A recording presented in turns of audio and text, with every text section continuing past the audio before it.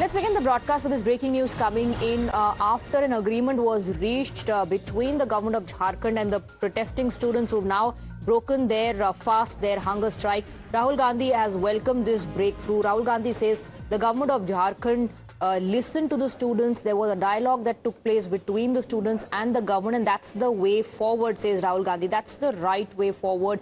Dialogue and restraint. So Rahul Gandhi has also promised a nationwide overhaul of the system to ensure fair competition and reward hard work. We have Sabyasachi and Meenakshi both joining us in the broadcast with more details. Let's first go across to Meenakshi, who's joining us from the Newspit with more details on Rahul Gandhi's post. Over to you, Meenakshi. Well, yes, Swati, very quickly, I'll take our viewers through exactly what Rahul Gandhi has had to say. This is his first reaction, which has come after Hemant Soren's big announcements. Now, what did Rahul Gandhi say?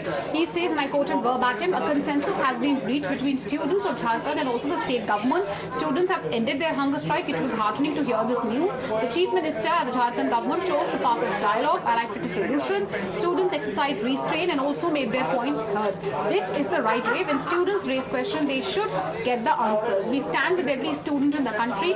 We will uproot and transform the recovery system so that every student get the full reward of their hard work and also the right to fair competition. The system will change across the entire country. Now a framework will be established that propels students forward rather than holding them back. So that is a statement coming in from the side of Rahul Gandhi, as one would expect, welcoming the decision by the Soren government. Right, Meenakshi, thank you for getting us the details. I want to go across to Sabyasachi now. Sabyasachi, remember, Rahul Gandhi was criticized by many. In fact, he was constantly asked about not going to Ranchi. Rahul Gandhi now says that the government of Jharkhand has been able to resolve this through dialogue, and the students they showed restraint, and that's the right way going ahead.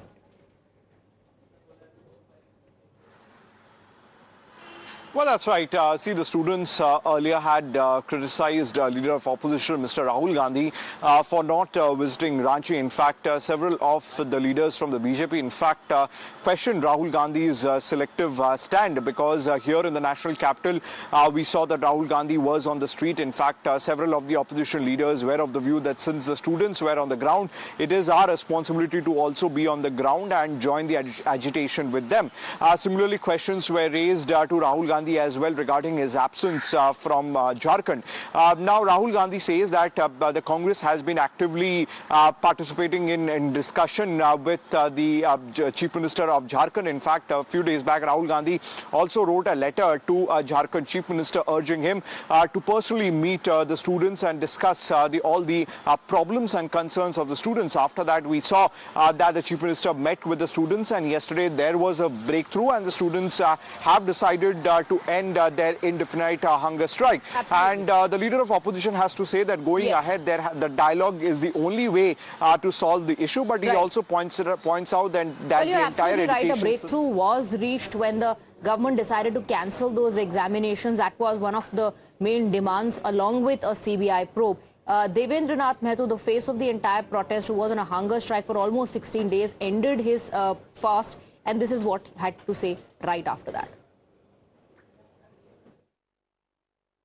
लेकिन आज हम सरकार ने जो दिल दिखाया, इसके लिए झारखंड सरकार को, माननीय मुख्यमंत्री जी को, राहुल गांधी जी को तहे दिल से बहुत बहुत धन्यवाद देते हैं, क्योंकि आज जो डिसीजन लिया, यह डिसीजन आसान नहीं था, क्योंकि सीजीएल परीक्षा का नियुक्ति हो चुकी थी, ज्वाइनिंग हो चुका था, बहुत डिफिकल्ट था डिसीजन। कुछ छात्र गुहार लगा रहे थे सरकार से कि हम लोग जेन्युइन हैं। उस बीच में बहुत ही ईमानदारी पूर्वक निष्पक्ष जांच करते हुए, उन लोग का भी रास्ता निकालते हुए आज इतना बड़ा डिसीजन लिया। पूरा देश ही नहीं, पूरा दुनिया आज झारखंड सरकार का इस फैसला को सराहना कर रहे हैं। Let's now listen into what the Chief Minister of Jharkhand, Mr. Hemant Soren, had to say. हम लोगों ने निर्णय लिया है कि टीडीपीएल द्वारा किए गए परीक्षाएं टीडीपीएल के द्वारा प्रकाशित रिजल्ट और टीडीपीएल द्वारा जो भी अभ्यर्थी चुने गए हैं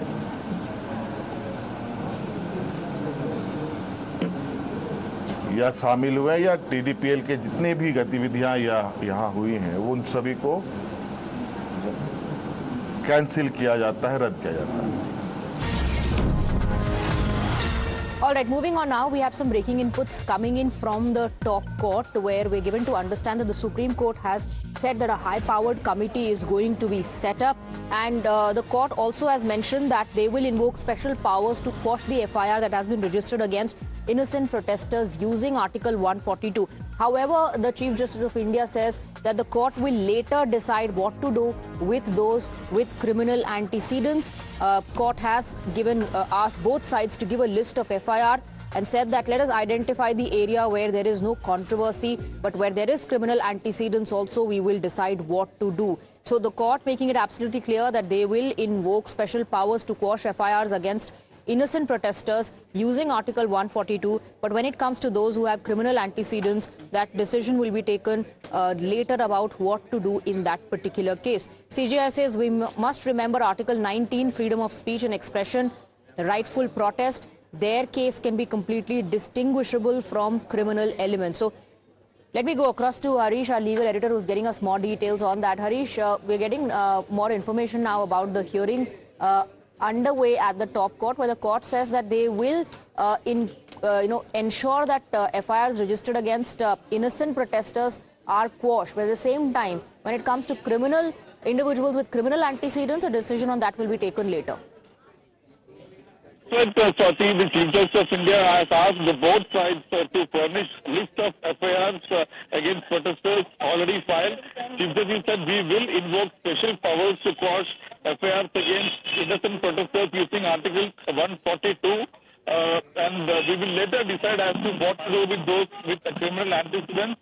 Chief Justice said both sides should give list of FIR. Let us identify the area where there is no controversy, but where there is criminal... Right, Harish, there is an audio issue. We'll fix that line. I'll come back to you. Let me meanwhile go across to Bhavtosh, my colleague, who also has more information on this development. There's one other important development apart from the fact that the court has said a high-powered committee will be set up on the issue of the officers, the Delhi policemen using excessive force. Regarding that, the court says, Bhavtosh, that that will be taken care by the committee. So a committee will decide on those allegations of police using excessive force.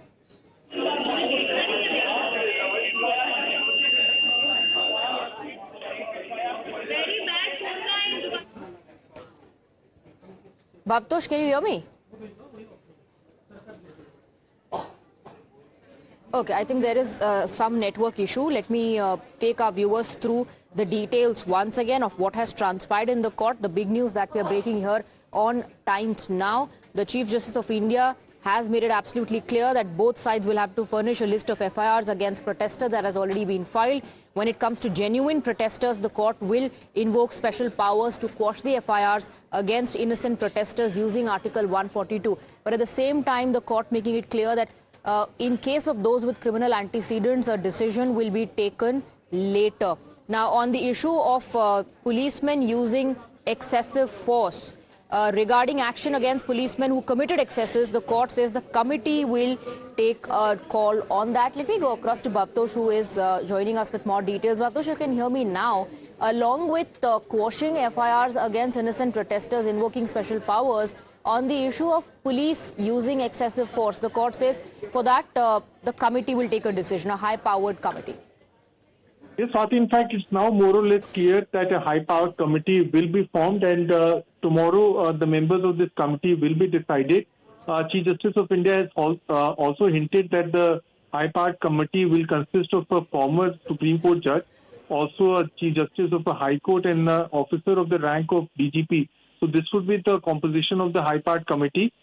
Tushar Mehta has also said they are willing to quash all the FIRs that have been registered against students who protested at Jantar Mantar.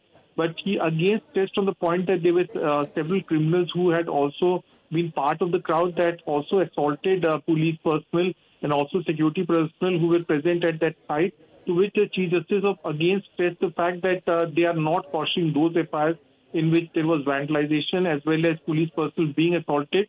The Solicitor General also said that there are complaints on both the sides. If there is dereliction of duty on the part of the police personnel, we will deal with it.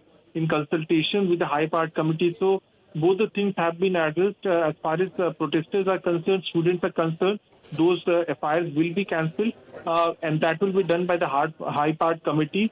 As far as the protesters with criminal antecedents are concerned, that will also be probed by the High Powered Committee. This morning, the Delhi police, in fact, submitted an affidavit in which they gave a detailed account of what all happened on 20th of July, particularly the incident that happened at Jantar Mantar leading up to Parliament Street Police Station, in which police claimed that 30,000 protesters had gathered. There will be more reactions, especially from the CJP. Remember, Bhavtosh, they said they'll do a press conference right after this at some point. Now, their main demand was that FIRs should be withdrawn, they should be quashed. And CJP is not making that distinction between innocent protesters and those with criminal antecedents. Harish is with us on the broadcast. Harish, like I was talking about reactions now, post this order, one of the demands of the CJP was that the FIRs need to be withdrawn, and they did not make a distinction as to whether this should only be done in case of individuals who are innocent protesters, and what about the criminal antecedents then? Court has made it clear that as far as people with criminal antecedents are concerned, a decision on that will be taken later. Yes, that's right, Swati. Remember, the Solicitor General has clearly opposed, saying that they will not agree to Delhi Police is for lodging FIR against those with criminal antecedents. And the Solicitor General has said they had identified 2,873 persons with serious criminal charges against them, including murder, attempt to murder, rape, dacoity, rape, and POCSO offences. At this juncture, the Supreme Court very clearly asking both sides to furnish list of FIRs against protesters already filed. Chief Justice said, we will invoke special powers to quash FIR against innocent protesters using Article 142, but we will later decide as to what to do with those with criminal antecedents. The Chief Justice is going on to say that we are in a case where there are thousands of innocent students. Their parents have spent hard-earned money on their education. And regarding action against policemen who committed excesses, Supreme Court said High Power Committee will decide. So this is the second important point from the hearing, Swati. The Chief Justice is saying that the composition of the High Power Committee will be announced tomorrow. The Chief Justice hints panel will comprise of a former Supreme Court judge, a former Chief Justice of High Court, and another officer who retired at the level of Director General. Back to you. All right. Thank you very much, Harish, for getting us the details. Thank you to Bhavtosh as well for putting things into context. Let's move on now. Let's shift our focus and put the spotlight back on the Vande Mataram controversy that has now travelled from Delhi to Goa. After what we witnessed transpired at the Congress headquarters in the national capital, we're given to understand that the Congress president, Mr. Mallikarjun Kharge, was in Goa, where Vande Mataram, the national song, was played, but it was stopped right after the first two stanzas. Now, there's a massive political controversy over this. BJP is hitting out at the Congress party. There was a press conference earlier done by the Bharatiya Janata Party by Mr. Ravi Shankar Prasad, in which he asked some pertinent questions to the Congress chief Mallikarjun Kharge about the constitution, highlighting the essence of the constitution. Now, in this particular row that we're talking about, that has broken out in Goa just 2 days after the controversy that was witnessed at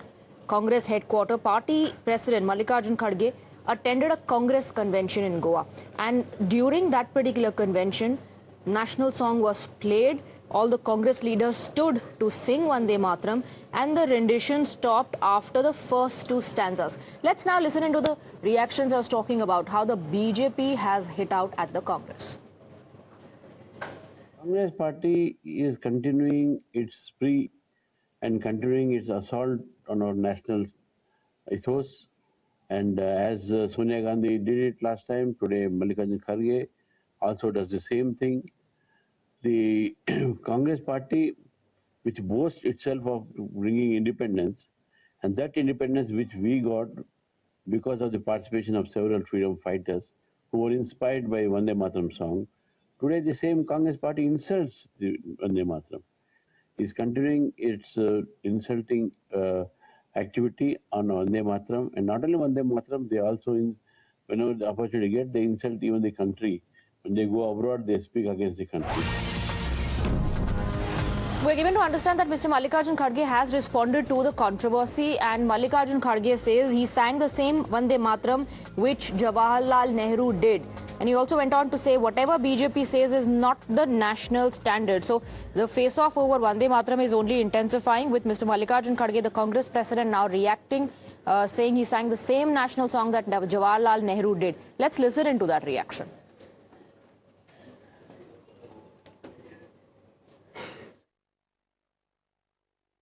चल रहा है sir, Vande Mataram से और lot of इधर भी गोवा में आपका ऊपर। अच्छा नहीं, कंप्लेंट वो क्या फाइल करी? जो महात्मा गांधी जी वंदे मातरम गाते वही मैं गया, जो जवाहरलाल नेहरू गाए थे वही गा।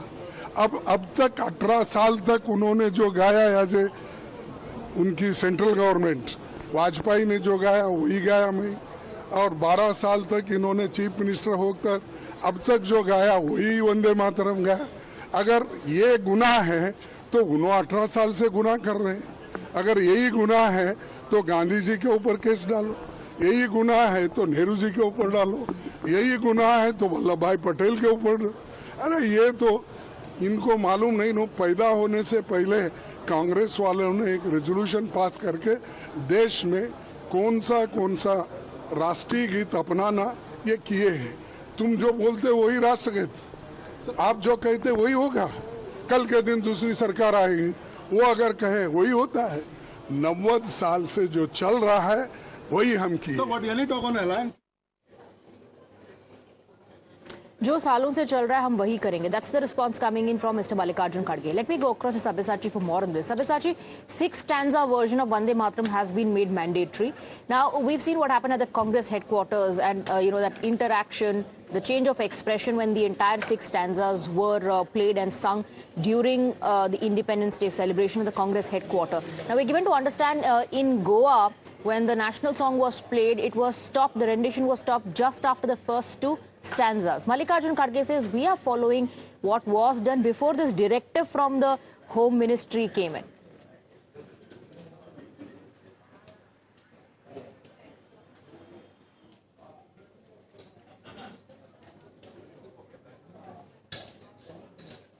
Sabyasachi, if you can hear me, the face-off is only intensifying over the Vande Mataram row.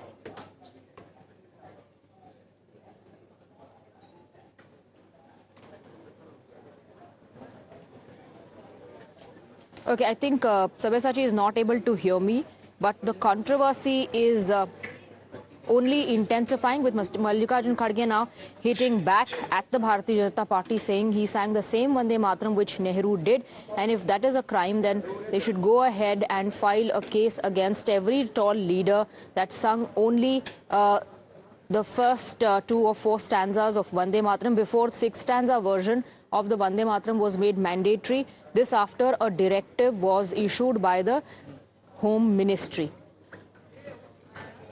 We in fact have more reactions coming in. Let's listen into what Mr. B.K. Hariprasad of the Congress party had to say. ನಾವು ಆಡೋದು ಎರಡೇ ಸ್ಟ್ಯಾನ್ಸಾ. ನಮ್ಮನ್ನ ಜೈಲಿಗೆ ಹಾಕ್ತಾರ, ಫಾಸಿಗೆ ಹಾಕ್ತಾರ, ಹಾಕಲಿ ನಾವು ತಯಾರಿದ್ದೀವಿ. ಏನು ನಮ್ಮ ಪೂರ್ವಜರು ತ್ಯಾಗ ಬಲಿದಾನದಿಂದ ನಮಗೆ ಸ್ವತಂತ್ರವನ್ನು ಕೊಟ್ಟಿದ್ದಾರೆ, ರಾಷ್ಟ್ರಗೀತೆಯನ್ನು ಕೊಟ್ಟಿದ್ದಾರೆ, ಒಂದೇ ಮಾತೃವನ್ನು ಕೊಟ್ಟಿದ್ದಾರೆ, ಅದನ್ನು ನಾವು ಒಪ್ಕೊಳ್ತೀವಿ. ಸ್ವತಂತ್ರ ಹೋರಾಟದ ಘೋಷಣೆಗಳೇನಿತ್ತು. So one after the other, the Congress leaders clearly have taken a cue from the High Command, saying that they will only stick to the first 2 stanzas of Vande Mataram. Let's listen into more political reactions coming in.